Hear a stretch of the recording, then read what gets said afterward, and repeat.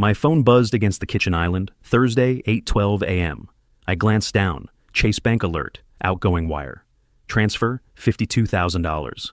Recipient, Aspen Luxury Rentals. I took a sip of black coffee, feeling the burn. That was it.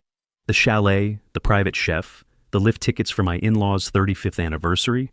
Done. 2 minutes later, it buzzed again. A text from Emma. Babe, we need to talk about the trip. Mom and Dad have been thinking, maybe it's better if you stay home this time. I didn't stare at the wall. I didn't contemplate the universe. I hit the call button instantly. She picked up on the first ring, breathless. Austin, did you get my text? I got the text, Emma. I also just got the notification that 52 grand just left my account. What do you mean, stay home? Don't yell, she whispered. I could hear suitcases zipping in the background. It's not a big deal. Mom just thinks the dynamic would be tighter with just family. Tighter? I gripped the phone. The car picks us up tomorrow morning at 6 a.m. I paid for the house. I paid for the food. I paid for the air you're going to breathe up there. I know, and we appreciate it so much. Really, but... She paused. Brad is in town. The name hit me like a shovel to the chest. Brad, the ex-fiancé. The one that got away, according to her mother. Brad, I repeated. What does Brad have to do with my vacation? Well, he's Dad's godson, remember? He's going to be in Aspen anyway, so Dad invited him to stay at the lodge. It would be super awkward if you were there too. Just for this one time, Austin. Please? You can work on that merger. Let me get this straight, my voice dropped, dangerously calm. You want me to stay here while you go on a luxury vacation I paid for, staying in a house I rented, with your ex-boyfriend? He's not my ex-boyfriend right now. He's a family friend. You're being so jealous and possessive. This is exactly why Mom didn't want you coming. You bring the mood down. I bring the mood down, I laughed, a short, sharp sound.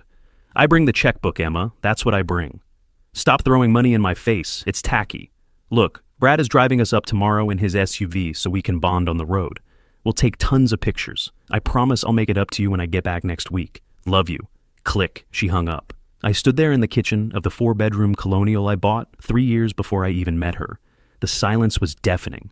Brad is driving us. I didn't cry. I didn't smash a plate. I felt a cold, metallic clarity snap into place. I looked at the calendar. Thursday? They leave Friday morning. They come back next Friday. I dialed my business partner, Mike. Yo, Austin, ready for the slopes? No, I need Danny Greco's number, the cash buyer. Greco, why? You flipping a warehouse? I'm selling my house. What? Austin, it's Thursday. You love that house. Emma just uninvited me from the trip. She's taking Brad. Silence on the line. Mike knew. He knew exactly how Emma's parents looked at Brad. Like he was royalty, and I was the help. I'm calling Greco, Mike said, his voice hard. And you call Saul. If you're doing this, we do it bloodless. I want it sold by the time she gets back, I said. Then price it to bleed. Greco will close in 4 days if the number is right. Do it. I spent the next hour in my home office with Saul on speaker. Saul was a divorce attorney who looked like a pit bull and acted like one too. Prenup is solid, Saul barked. House is premarital asset. Bought 2018. Marriage 2021. She gets 0 equity. Appreciation is negligible in this market. Furniture? Did you keep receipts? I have receipts for everything. Good. Sell it. Move the funds to a separate account. Do not, I repeat, do not touch the joint checking. Leave that for her to drain. She won't drain it, I said. I'm cutting the cards on Monday. Saul laughed. I like your style. Go pack. That night, Emma came home late. She was buzzing with excitement, trying to hide it, but I could see it. She kissed me on the cheek, smelling like expensive perfume. You're not mad, are you? She asked, tossing her hair. It's just 1 week. I'm not mad, I said, not looking up from my tablet. I think you're right. The dynamic will be better without me. She beamed. See? I knew you'd get it. You're the best husband ever. She packed her Louis Vuitton bags, the ones I bought her. She packed the ski gear, the stuff I bought her. We leave at 4 a.m. to beat traffic, she said. Brad wants to make good time. Brad's a planner, I said. Smart guy. I lay in bed that night, wide awake. At 4:15 a.m. on Friday, I heard the rumble of an engine outside. I went to the window. A black Range Rover was idling in the driveway. Brad. He stepped out, tall, blonde hair, that perfect teeth smile. He loaded Emma's bags. He hugged her. It was a lingering hug, a hug that said, I won. They drove off into the dark. The taillights faded. I turned around. Game on. I grabbed a box of heavy-duty trash bags from under the sink. I didn't burn her stuff. That's amateur hour. I packed it. Every silk blouse, every designer shoe, the jewelry box, the makeup. I packed it all with military precision. I labeled the boxes: kitchen, bedroom, clothes. I called a moving company at 8 a.m. I need everything out today, everything to storage. By noon Friday, the house was empty. It echoed. Greco came over at 2 p.m. with an inspector. "Nice place," Greco said, chewing on a toothpick. "Why the fire sale?" "Bad memories," I said. "I need out." "Market value is $1.1 million, Greco said. "I'll give you $850,000, cash. Close on Wednesday." "Done." We shook hands. Saturday morning, I was crashing at Mike's guest house. I checked Instagram. First post from Emma. Location: Aspen Heights Luxury Lodge. Photo: the view from the balcony. Champagne glasses clinking. In the background, Brad is teaching her dad how to open a bottle of vintage wine. Caption: "Finally here. Family time is the best time. Yad, blessed, and Aspen are more in tradition." I felt a jagged spike of anger, but I swallowed it. Wait for it. Sunday, video on her story. Brad and Emma on the ski lift. "Say hi," Emma squeals. Brad winks at the camera. "Living the dream, baby." She giggles. I replied to the story with a single fire emoji. She texted me 5 minutes later. "Stop stalking my story, Austin. It's creepy. We're having fun. Go work on your merger." "Just happy you're happy," I texted back. Wednesday came. Closing day. I signed the papers at the title company. The wire for $850,000 hit my personal Chase private client account at 11:30 a.m. I drove back to the house one last time. It wasn't my house anymore. It was Greco's. I taped a single envelope to the granite island in the kitchen. Inside was the key to storage unit 404 and a note. "You wanted a life with your family. You got it." I left the keys in the lockbox. I got in my truck. I drove to the airport. My flight to Montana was boarding at 6 p.m. The gala anniversary dinner in Aspen was scheduled for 7 p.m. that night. I knew the schedule. I made the schedule. I sat in the airport lounge, ordered a double bourbon, neat.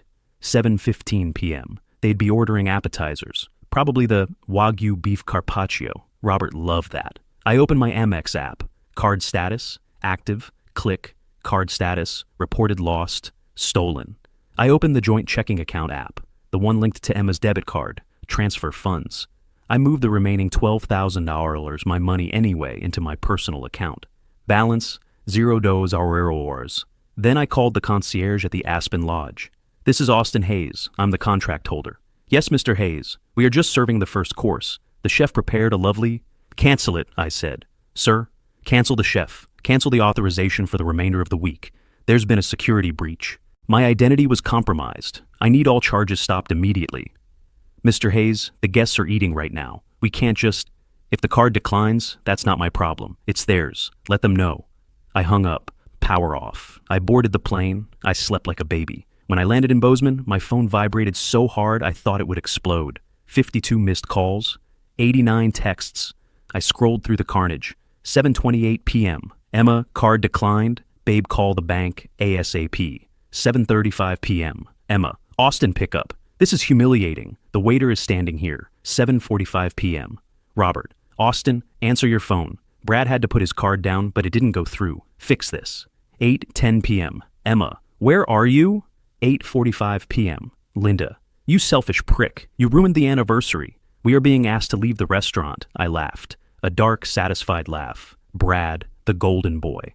I knew for a fact Brad was drowning in student loans. He drove a leased car. He wore leased suits. He didn't have $5,000 for a dinner cover. Then the texts shifted from angry to panicked. 10:30 p.m. Emma, the lodge manager is here. They want a new card for the security deposit, or we have to leave in the morning. Austin, stop playing games. 11:15 p.m. Emma, we have to leave. They're kicking us out. Brad is freaking out. Austin, please. I didn't reply. I drove to my cabin, lit a fire, and poured another drink. Thursday morning, return day. They had to drive back early, humiliated, broke. I timed it perfectly. They'd hit the house around noon. 12:05 p.m. My phone rang. Officer Miller. Mr. Hayes? Speaking. Sir, we have a disturbance at 12 Oak Lane. A young woman and 2 older adults are trying to force entry. They claim they live here. The owner, Mr. Greco, is on site and says you sold the property yesterday. That's correct, officer. Sold and closed. Title recorded. Okay. The woman, your wife, she's hysterical. She says her stuff is inside.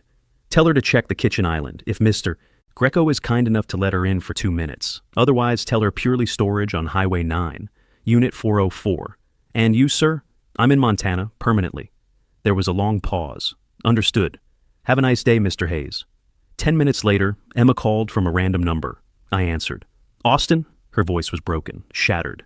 There are painters in our house. They're painting over the gray walls. Where are my clothes? Storage? I said. You sold the house? In a week? I work fast, Emma. You know that. But why? Why would you do this? You told me to stay home, I said calmly. You chose your team. You chose Brad. You chose your parents. I just respected your decision. I didn't choose them over you. It was just a trip. It wasn't just a trip, Emma. It was $50,000 of my sweat and blood that you handed to your ex-boyfriend while telling me to sit on the bench. You think I'm a doormat? I'm the foundation. And when you remove the foundation, the house falls down. I have nowhere to go. My parents' condo is too small. Brad says he can't take me. Brad? I chuckled. Shocking. Family friend, right? Austin, please. I love you. No, Em. You love the lifestyle. The house is gone. The money is gone. I'm gone. Go ask Brad for a ride to the storage unit. I hung up. 6 months later. The divorce was finalized in record time. Saul destroyed her in mediation. He played the voicemail where she admitted Brad was driving. He showed the court the receipts. Abandonment? No, she abandoned the marriage the moment she got in that Range Rover. She got nothing. Just her clothes and her car. I heard from Mike that things got ugly. Living in a 900-square-foot condo with her parents destroyed them. Linda blamed Emma for losing the cash cow. Robert blamed Linda for the Brad idea. And Brad? He ghosted her 3 days after they got back. I was sitting on my porch in Montana, looking at the mountains, when a truck pulled up. It was Sarah, the local vet I'd met when her horse threw a shoe near my property. She stepped out, holding a blueberry pie. Heard you had a rough morning with the fencing, she smiled. No makeup, jeans, flannel shirt. Beautiful. Just a bit, I said, walking down the steps. My dad's coming over later to help you fix the post. He says you can't do it alone. Your dad is a good man, I said. He likes you, she shrugged. Says you work hard, says you treat people right. I took the pie. I looked at her. Yeah, I said. I try to. I looked back at my phone one last time. A text from an unknown number. I miss you. I'm sorry. Please call me. I deleted it. The $52,000 I lost on Aspen, best money I ever spent. It was the cancellation fee for a life I didn't want. I took Sarah's hand. Come on, let's eat this pie.